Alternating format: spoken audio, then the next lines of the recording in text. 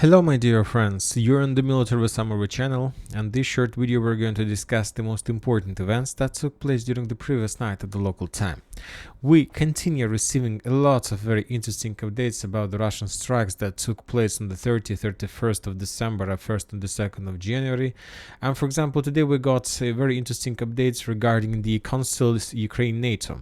As you know, maybe you might know, but the Minister of Internal Affairs of Ukraine, Dmitry Kuleba, reported that NATO has supported Ukraine's request for an extraordinary NATO-Ukraine Council meeting in response to Russia's mass airstrike. So this is official position of Kiev, but the thing is a little bit different. The thing is that it wasn't like response, it wasn't like request from Ukraine, it was like demand from NATO countries, and the main reason of that is the losses among the NATO officers during that period of time. According to the Russian intelligence, Zelensky took a decision by himself to attack Belgorod with multi-launch rocket system with cluster rounds on the 30th of December. That was his personal decision. He didn't have had some permission or negotiations with NATO countries, and when he did that attack, of course we remember the Russians act of revenge, and as a result of Russian attacks a lot of NATO officers were wounded and killed. And this is the reason why NATO demanded this meeting, because they wanted to probably have a very difficult conversation with the Ukrainians and to blame them in the losses of their personnel.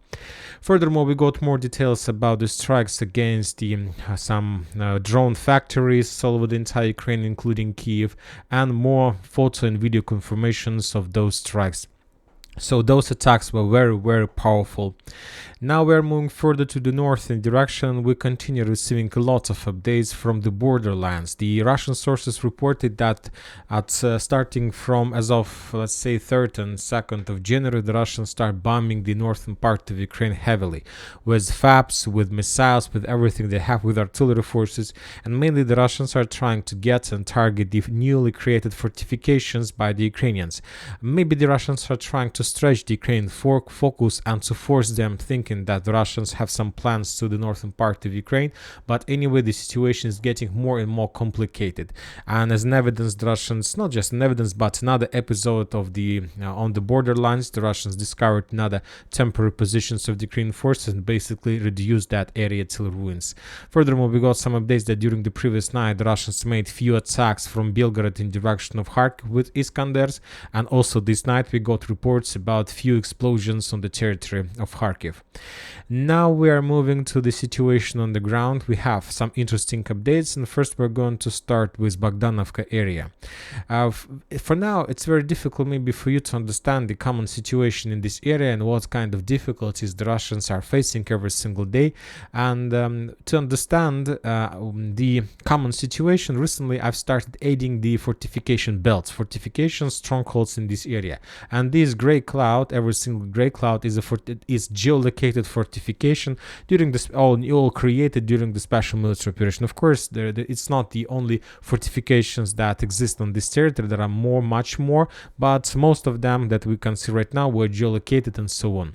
And today we got some footage of one of the fortifications on this area right in front of Russian forces on the eastern part of Chasov Yar.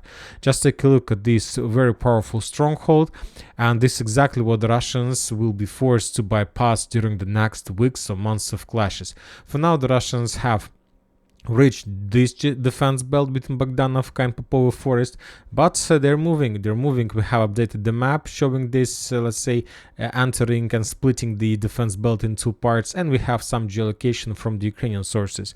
On this video published by the 3rd Storm Assault Brigade of Ukrainian forces, we got the geolocation of FPV drone strike against the Russian forces in this area, which confirms another confirmation of Russian presence and Russian control.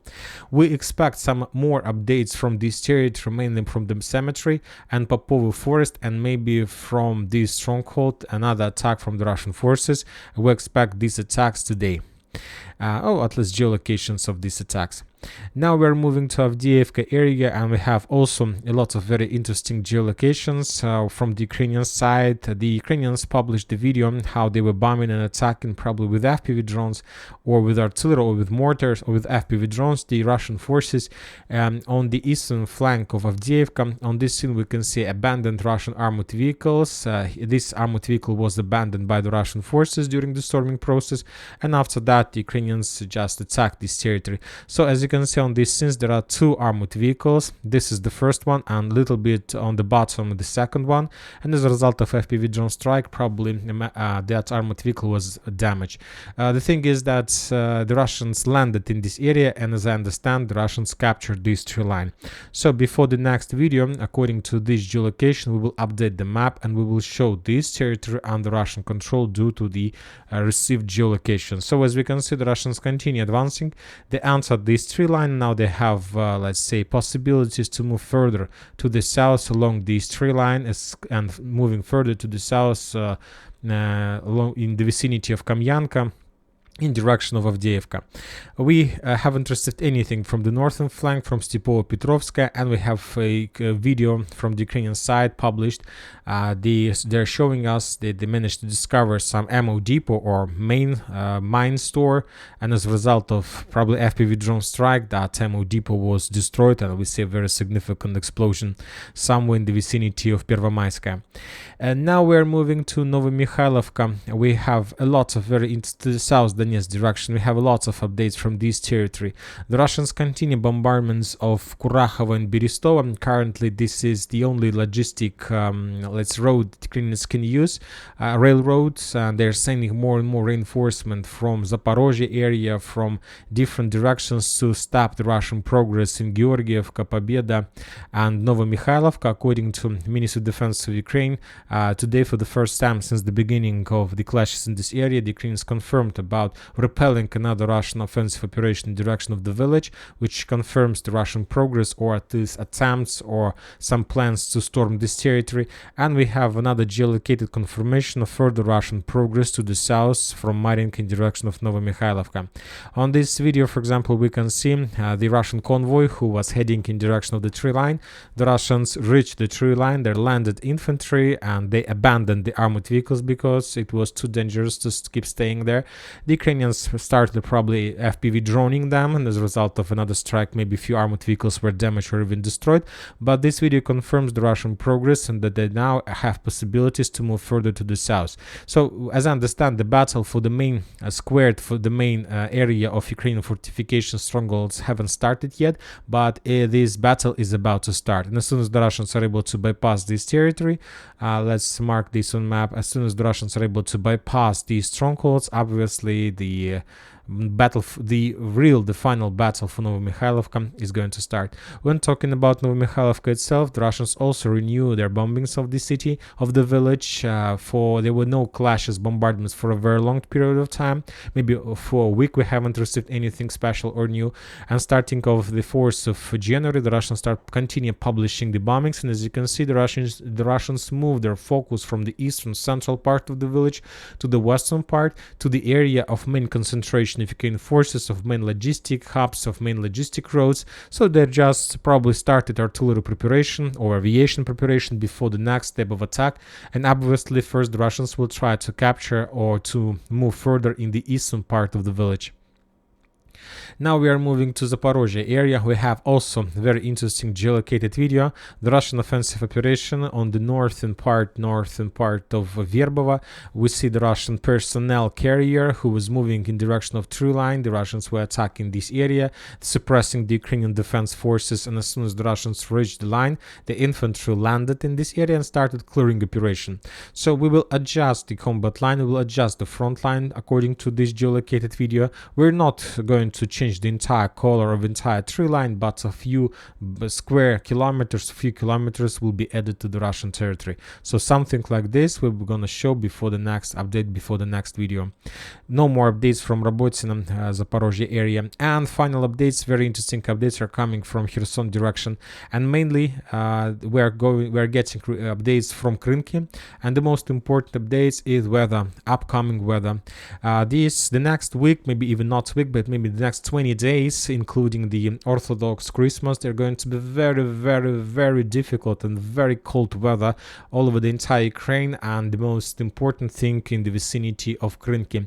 Minus 25 by Celsius are going to be in this area. This is a very terrible weather, very cold weather. And so you might say, so what is the thing about this weather? This cold weather is going to be all over entire Ukraine, not just in Krinky, but what is so special with this foothold?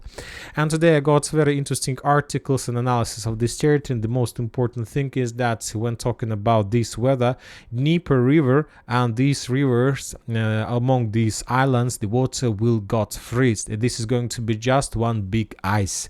And you know that currently the Ukrainians have just one possibility to support their forces, and we are talking about boats in the rivers. And as soon as the minus is going to come, the Ukrainians will lose their final possibilities to support their forces, and for around of 20 days the Ukrainians will be forced to use support they managed to send before very cold weather. So basically they will lose any possibilities to support their forces and soldiers in Krinky due to the very cold weather.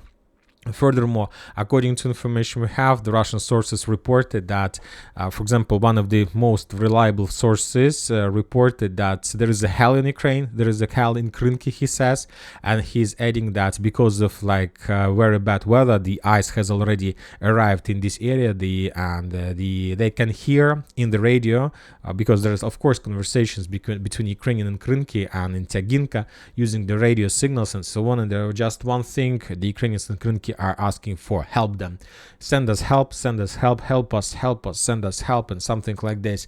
And the Ukrainians in Tyaginka on the Ukrainian bank of the river don't have any chances and possibilities to support their forces there due to a complete absence. I don't think that anybody is going to risk their lives and to try to move let's say convoys of soldiers along the Dnieper river. I don't think it's possible because it's too dangerous, too risky, and there are no chances to survive if, let's say, artillery round arrives somewhere in this area. Furthermore, important note that the Russians are saying, some Russian Telegram channel reported that the soldiers of 37th Marine Brigade wrote them a message and their private chat, private bot, saying and describing the entire situation in Krinky. He's saying that there are no more people who are willing to continue fighting in Krinky. There are less than 100 soldiers inside of the village, and obviously during the next 20 days these soldiers, those who are currently located there, will be freezed or they will be forced to surrender. I think that they will surrender because to die under, like say, very minus temperature is probably the worst nightmare ever.